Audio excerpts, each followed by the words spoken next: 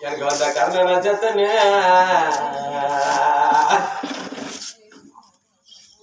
ஒரு காகம் பறக்கலைய என்கிட்ட கண்ட சொல்லியா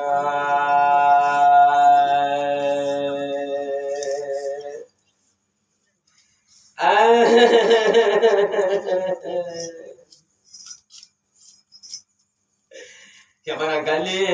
கனவு கண்டு அக்கா தானதான் மரம் கலசத்தை தேதி என் கண்ணுக்கு கிடைக்காதுன்னா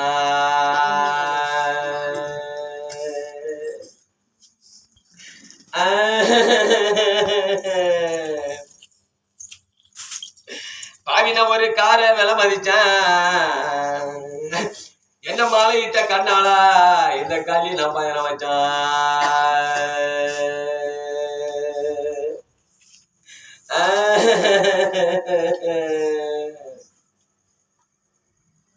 இந்த கல்யாணம் வந்த காரு அது காரும் பழுதாச்சு இன்னைக்கு காரு மணி நேரமாச்சு காட்டில் எழுந்து போச்சோம் நான் காரை பழுது பார்த்து இந்த கல்லி பயணம் வச்சு உன் கலசு தேறைய சீமான கையால நான் மறிச்சான்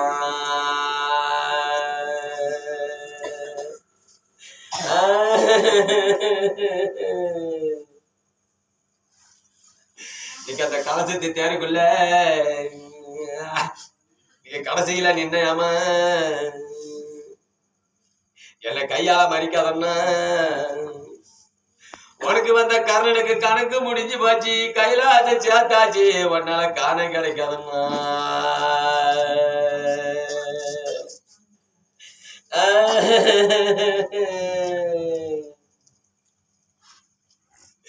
எனக்கு வந்த கர்ணனை காண எனக்கு கிடைக்கலையே நான் போன கார திருப்பு நம்ம ராவாடு ராப்பூந்து என் கட்டணம் வந்து சேர்ந்தம்மா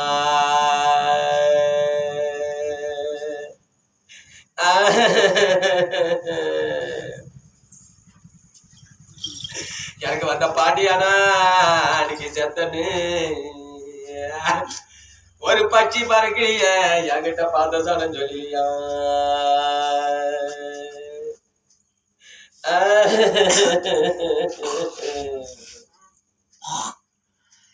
இந்த பாவி கனவு கண்டு நாளைக்கு பாத வழி நான் நடந்தா என் சீமானவா பாட எனக்கு கிடைக்காதுன்னு நான் ஒரு பஸ் வேலை மதிச்சேன் இந்த பாவி பயணம் வச்சான்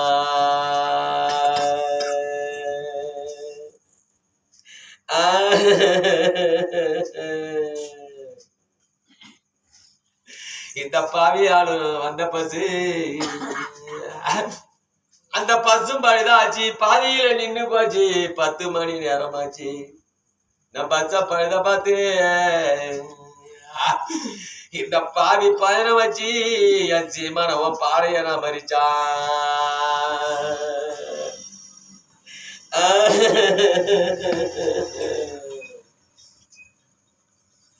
அந்த பாடைக்கு பக்கத்துல அந்த பாடைக்கு உள்ளார அன்னைக்கு பக்கத்துல நின்னையாம நீ பாடைய மறிக்காதம்மா உன் புருஷனுக்கு பாதி வயசாச்சு இன்னைக்கு பரலோக சேர்த்தாச்சு உன்னால பார்க்க முடியாதம்மா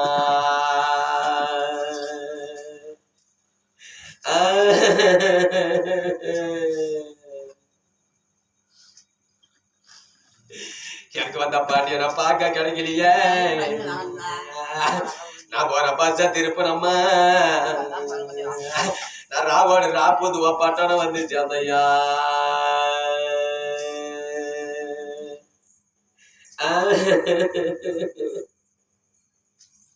எனக்கு தங்க நீரம் என் தாலி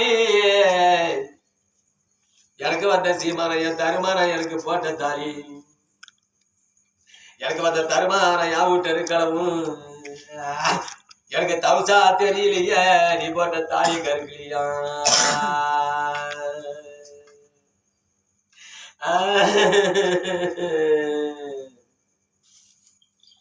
எனக்கு வந்த தருமனா என்ன விட்டு போனனால எனக்கு தவசா தெரியுது ஐயா நீ போட்ட தாலி கருக்குறையா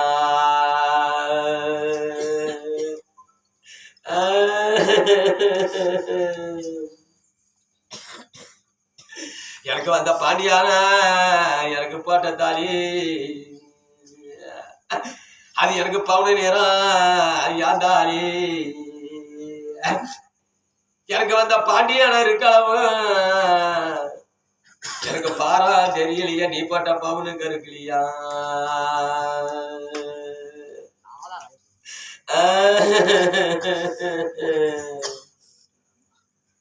எனக்கு வந்த பாண்டியான என்ன விட்டு போனா நீ போட்ட பவுனு கருக்குறையா இந்த சண்டால சீமையில எனக்கு பாரு தெரியுதையா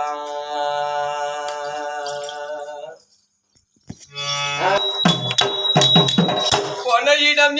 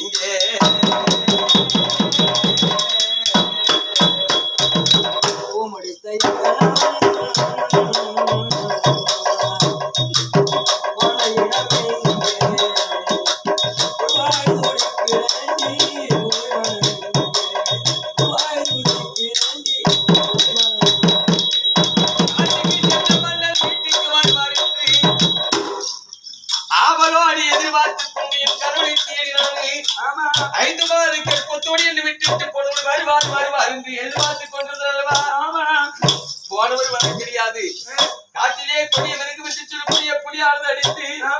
என் கணவன் காட்டிலே இறந்து போய்விட்டாரடி அம்மா அதையுடன் வளர்த்த புறா என மறந்து போனது பாதமென்று எண்ணிருந்தேன் என்னை விட்டு அதை மாறி போனது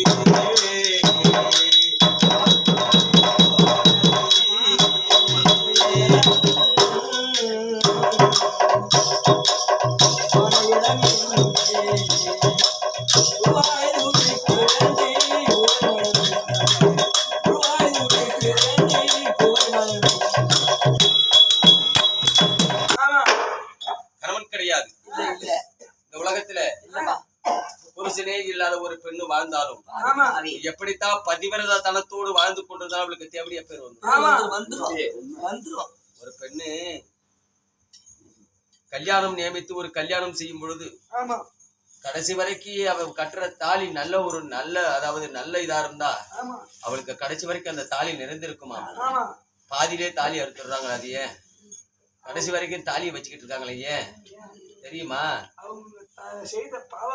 பாவ புண்ணியம் கிடையாது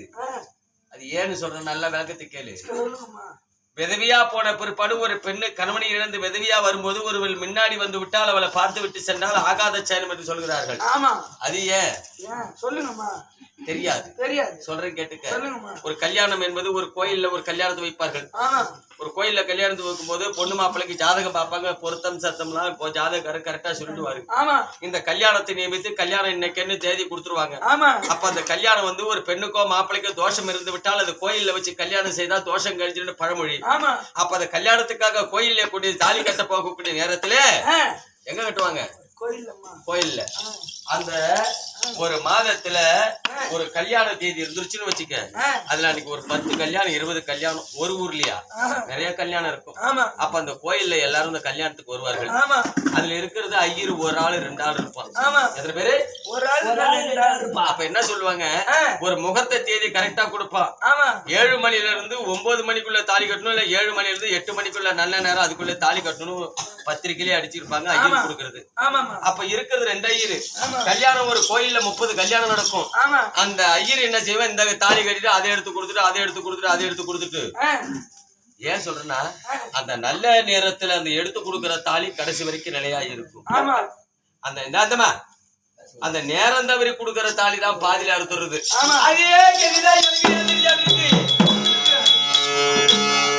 கணவன் இறந்த